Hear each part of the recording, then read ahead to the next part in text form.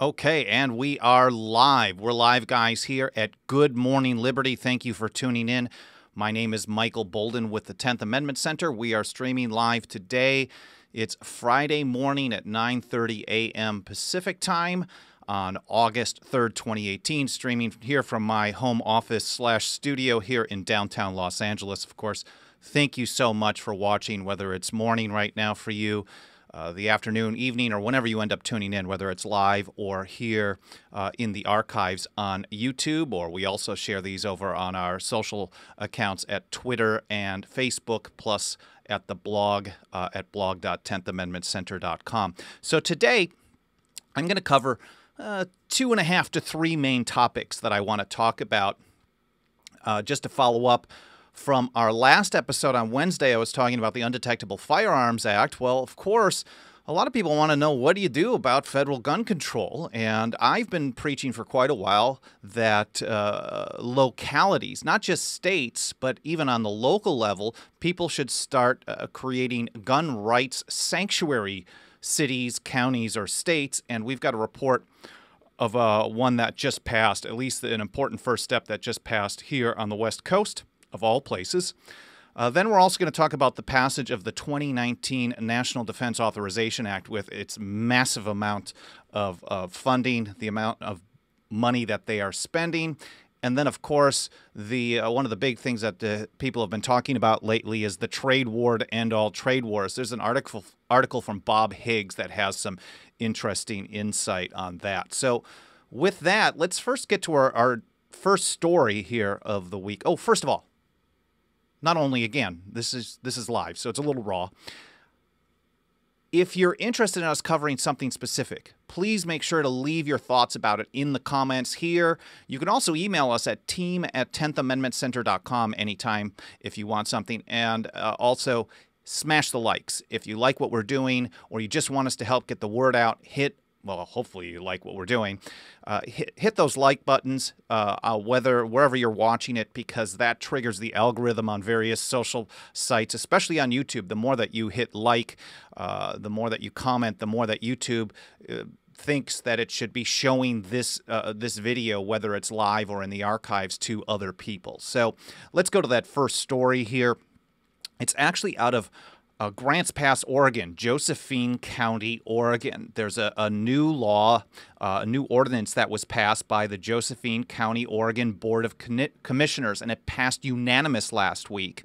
It bars any county law enforcement agency from using public funds, tax dollars, or personnel for the purpose of investigating, detecting, apprehending, or incarcerating persons whose only violation of laws that they carry, manufacture, import, possess, purchase, sell, or transfer firearms or firearm-related items.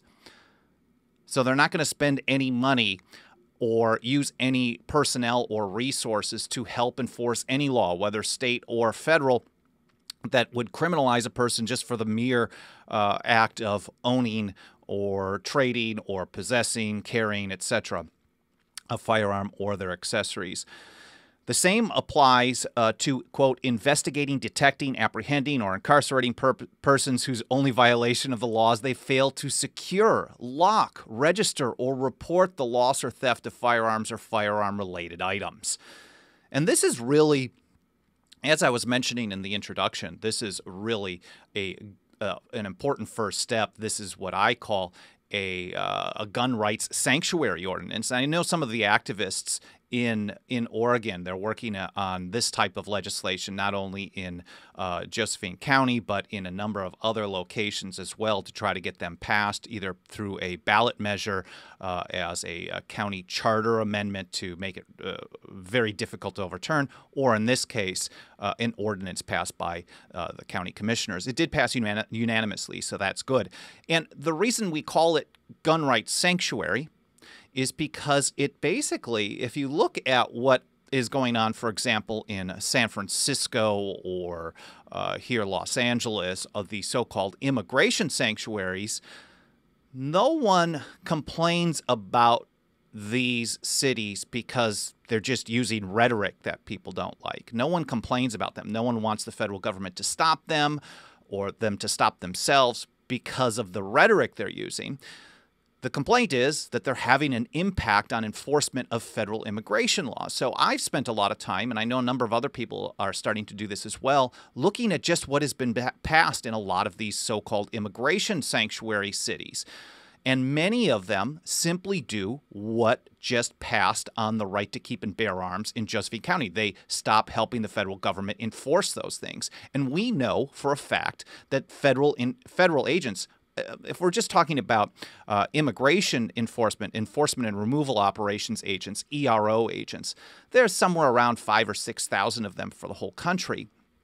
And so they absolutely rely on enforcement from local law enforcement or state law enforcement. So whether you're in favor of that or not is really not the conversation that I'm having right now. We can talk about that maybe another time. We can actually learn something strategically and how to impact that. And I've been saying, put this into practice on other issues. Learn from what's going on because something they're doing is clearly working, whether you like it or not. And the same goes for the ATF. Federal gun control, the ATF, I think the number the last time I checked, and I covered this in a speech for the Mises Institute early last year in San Diego, early in 2017.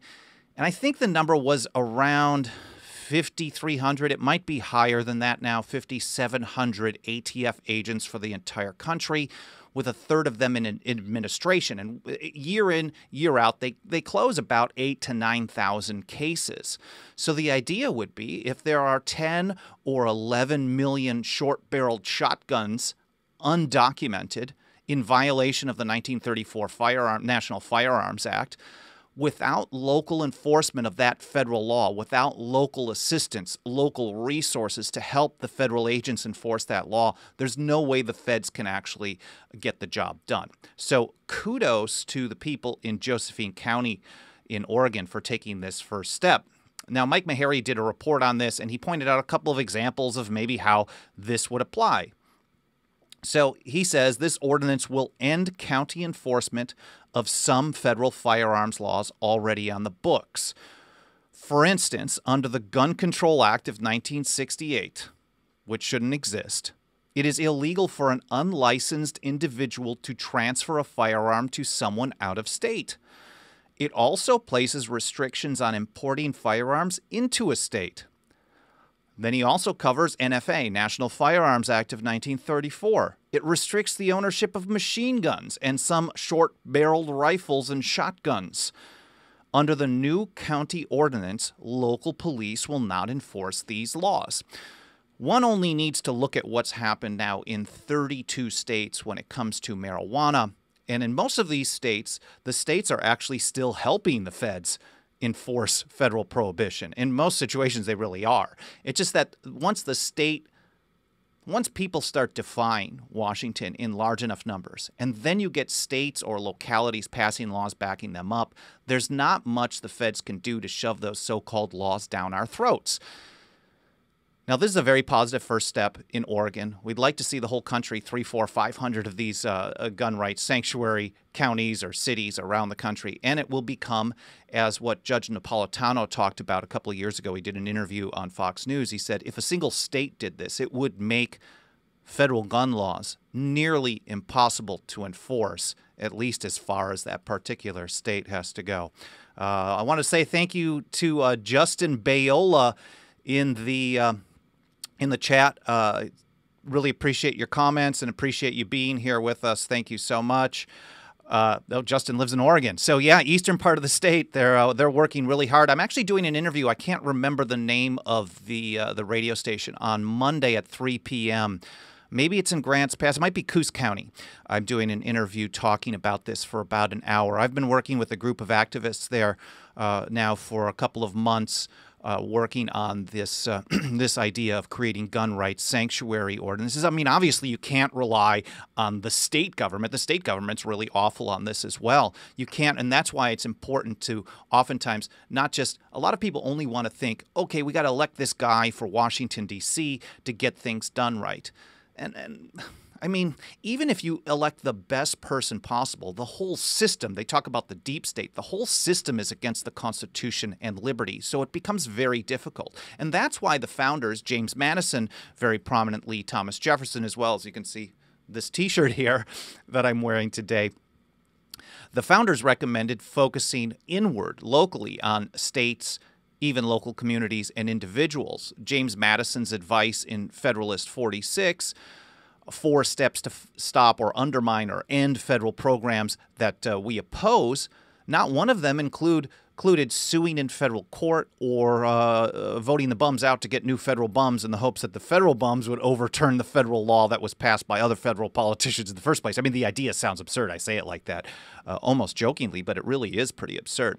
So it's very important to look inward and focus more locally, because when enough of these communities do that, it's going to be impossible for the feds to enforce their federal gun control, but on top of it, it'll become much more difficult even for the state to do so as well. So that's a very positive first step in Eastern Oregon, and we're looking forward to more in the near future.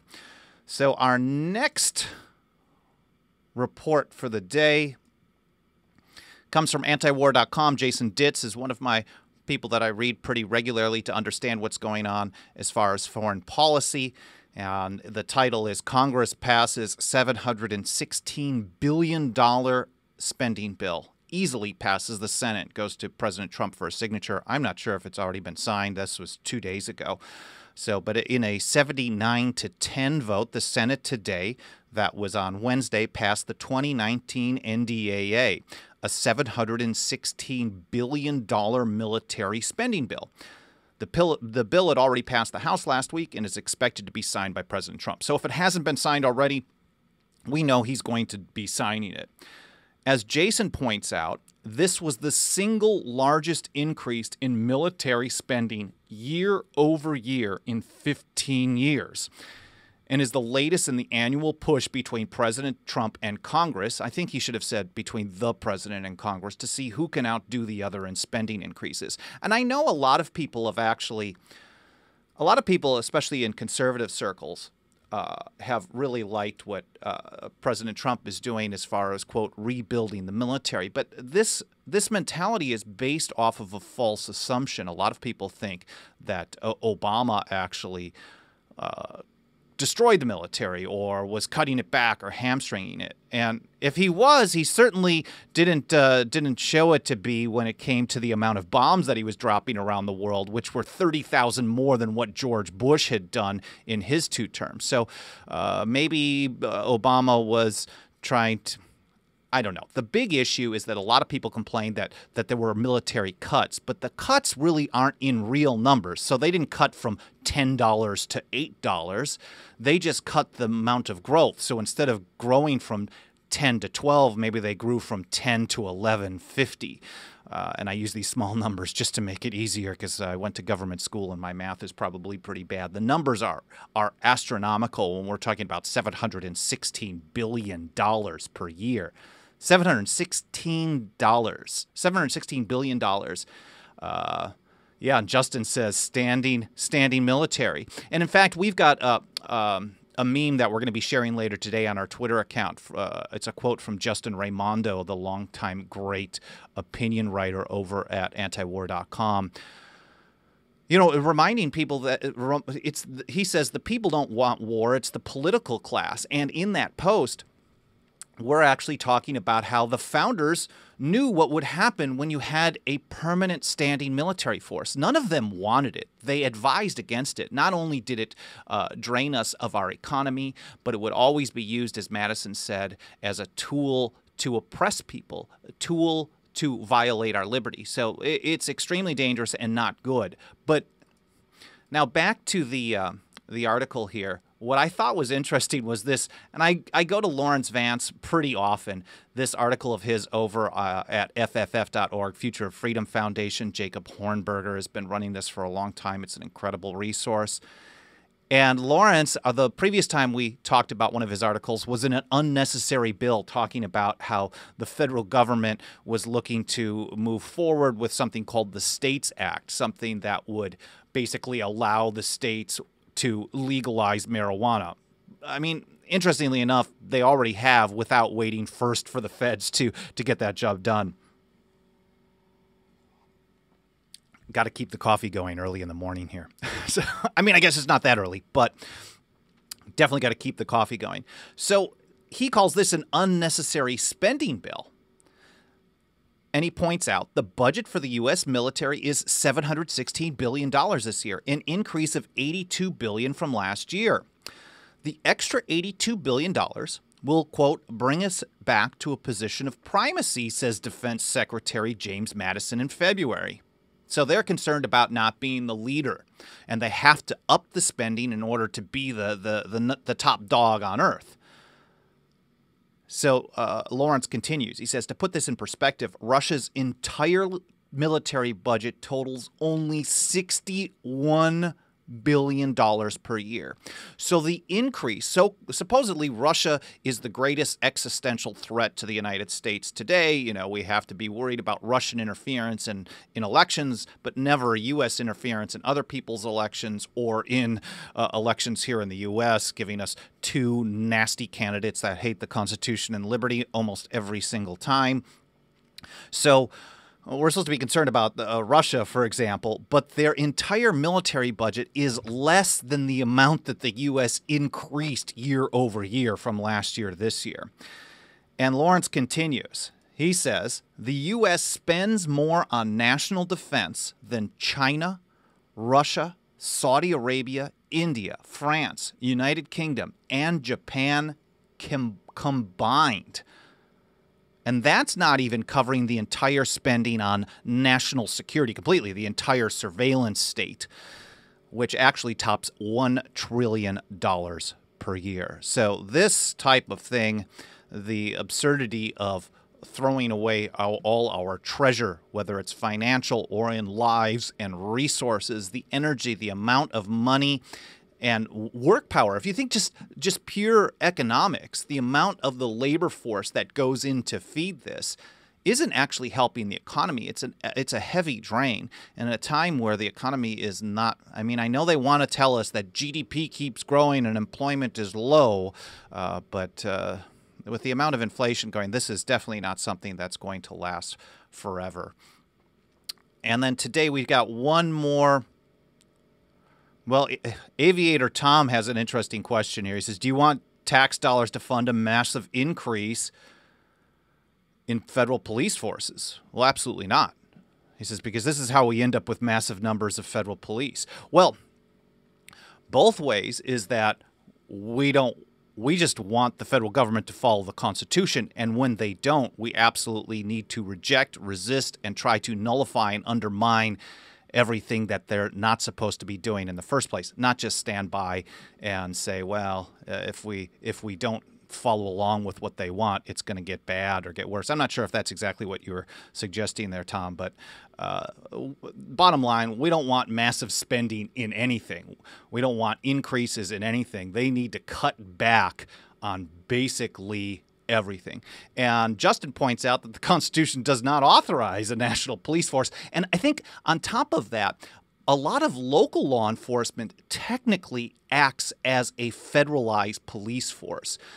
In the last so-called government shutdown. Now, I know the word shutdown is really charged. It's not a real shutdown. But in the last fake shutdown back in 2013, I think it was, the National Governors Association was really concerned about what was going on. So were the feds. They were like warning that the world was going to come to an end. Dogs and cats living together, it's going to be terrible, of course. And the National Governors Association put out a press release that pointed out that the states are partners with the federal government, quote, on most federal programs. Most federal programs that are implemented really are implemented. So the feds pass it, and they have a small kind of force that kind of oversees or threatens enforcement on those federal programs. But a lot of the actual on-the-ground enforcement is done by state or local law enforcement. Even the EPA, Environmental Protection Agency, most of their regulations are outsourced, the enforcement of them, to state environmental offices, environmental protection agencies or departments, whatever they are. So a vast majority of those are. when we're talking about ATF, gun control enforcement, the fact that the feds only have 6,000 employees, with a third of them being in administration. Most gun control efforts are handled on a state or a local level. What happens is the ATF claims the enforcement action. They contact what they call their partners in state and local law enforcement, and when there's a raid, there may be 15, 20 law enforcement on the scene, 1 or 2 being federal, the rest being local, handling logistics. Maybe if you've ever seen these memes where there's like a big a V formation of law enforcement ready to bust in the door, you've got the ATF agent in the back running logistics, while most of the rest of the labor is done by local law enforcement. So we need local law enforcement to stop helping the federal government violate our rights on everything. So this is, again, interesting stuff. I'm getting a little bit off topic here. But this huge spending on the federal level it's just getting worse and worse and worse. And then one more story I want to talk about is just briefly I want to cover the trade war to end all trade wars. This is Bob Higgs is a guy that I have liked for many years. He writes over at Foundation for Economic Education, maybe every couple of months or so. And he's talking about this trade war. And when people have said, oh, man, we don't want to do tariffs because that's bad, a lot of people come in with the response saying that, well, this is a negotiating tactic. You get real aggressive and you implement these tariffs. The goal is to bring some down in other countries. And here's how Higgs put it. They purport to be seeking at the end of the game universal free trade in a world in which all countries have abandoned tariffs, quotas, subsidies, and other government intrusions in international exchange. In Wilsonian terms, that's President Wilson, they claim to be waging the trade war to end all trade wars. The idea is that by raising U.S. tariffs, they will induce other governments to lower and ultimately eliminate their own. I mean, it is an interesting approach. If the goal is to open up free trade, and to get U.S. products out into the market, I mean, it is an interesting negotiating tactic. You get far more aggressive, and people get scared and back off. And that's what a lot of people say possibly happened with what Trump did on North Korea. He had a lot of bluster. He was going to nuke them into oblivion. I'm not sure if those were the terms. He brought on John Bolton, one of the worst war hawks in modern American times, to be his guy.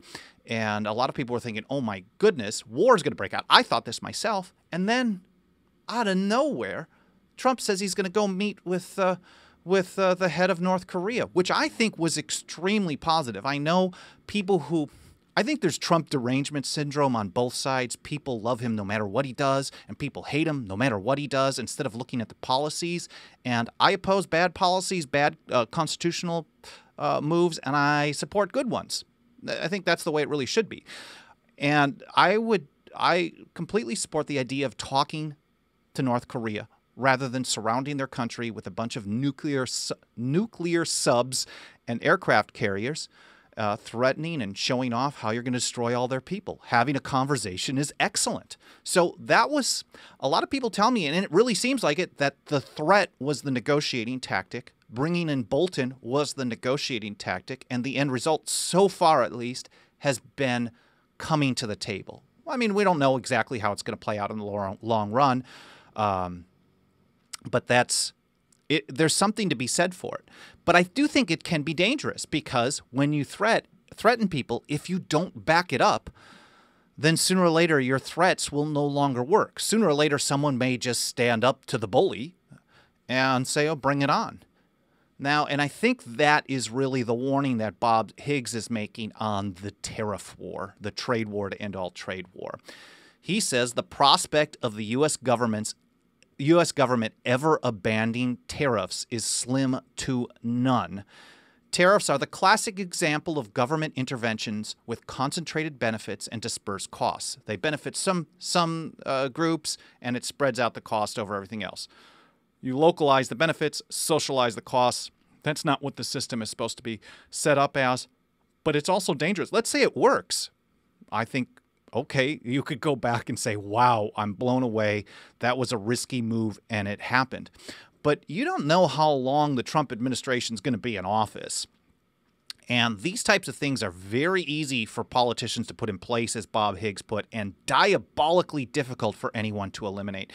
One only needs to look at the list of federal laws on the books, the amount of regulations on the books, and recognize that it is very rare. I know a lot of people cite a reduction in regulations as one of the things they like most about the Trump administration.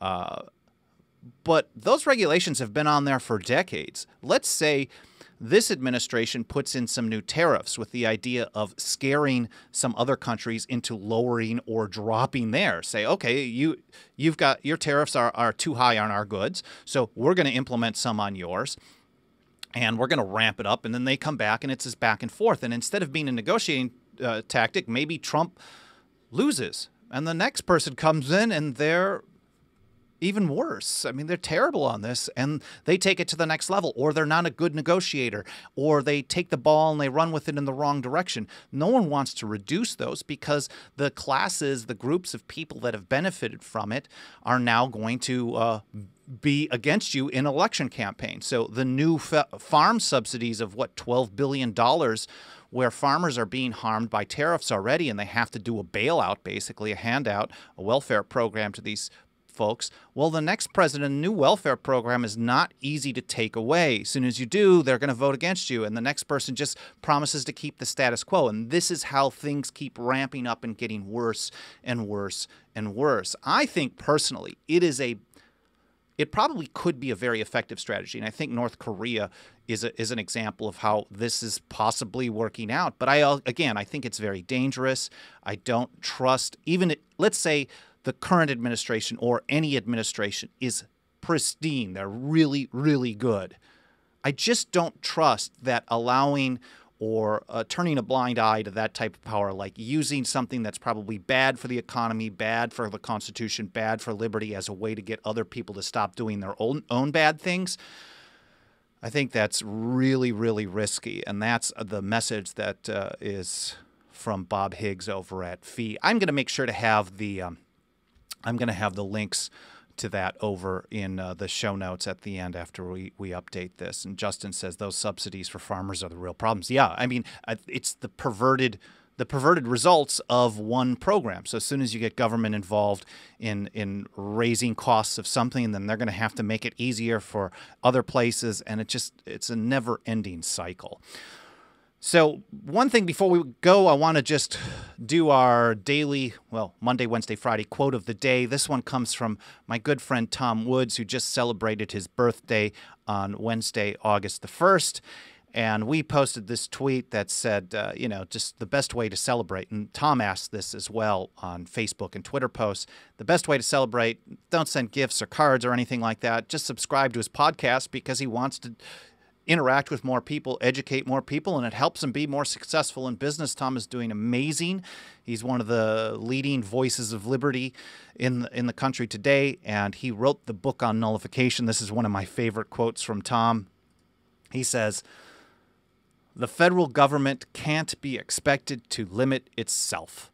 And I think the same could be said for any level of government. And this kind of goes back to basically everything that we're talking about. Once you implement one program, you can't expect future politicians to say, "Oh, all this power you handed to me, I'll just give it back." And that's the warning that Thomas Jefferson and James Madison gave so many years ago. When you allow the federal government to determine the extent of its own powers, you can't be surprised when that power grows and grows and grows and never stops.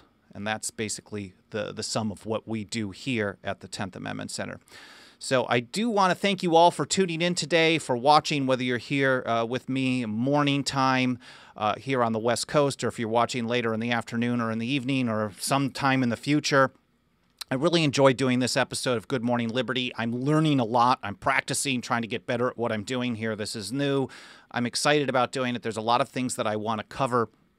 I hope you learned something. I did. I actually tried the stream, and I clicked something wrong on my Wirecast software, and I killed it. I couldn't access my switching program to be able to talk about stuff, so I can switch. So right now we're looking at this image of me and Tom, and then I just click another window, and then I can change angles and camera setups and the like. But I learned something as well. I screwed something up and started the stream and killed it after about a minute and had to restart. So if you were trying to tune in live, I apologize for that. But that's the fun of doing a live broadcasting here on YouTube. So I'm learning as we go.